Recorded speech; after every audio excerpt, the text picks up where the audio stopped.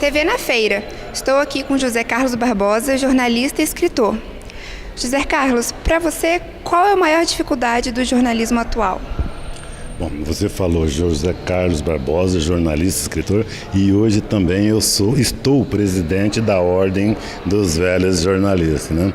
Agora, entre o jornalismo atual, o que nós atuamos muito foi em tempos atrás. O jornalismo na época ele tinha muito mais a possibilidade, a facilidade de locomoção, de contato, às vezes nem tanto estudo, entendeu? Hoje o jornalista, vocês, né, estão sendo formadas por aí, então o jornalismo mudou muito de tempos, de décadas para cá.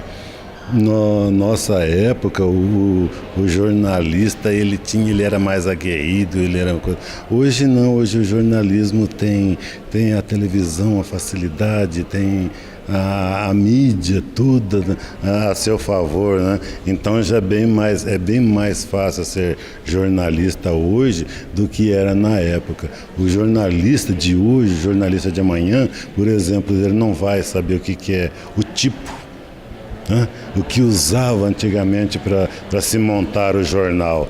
Hoje não, hoje nós temos a coisa tudo na mão, nós podemos ter uma facilidade enorme para fazer o jornalismo.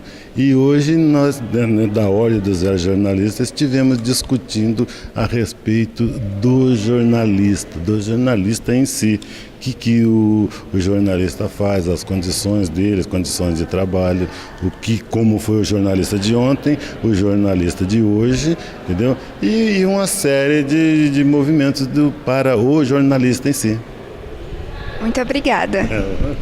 Amanda Nunes para o TV na Feira.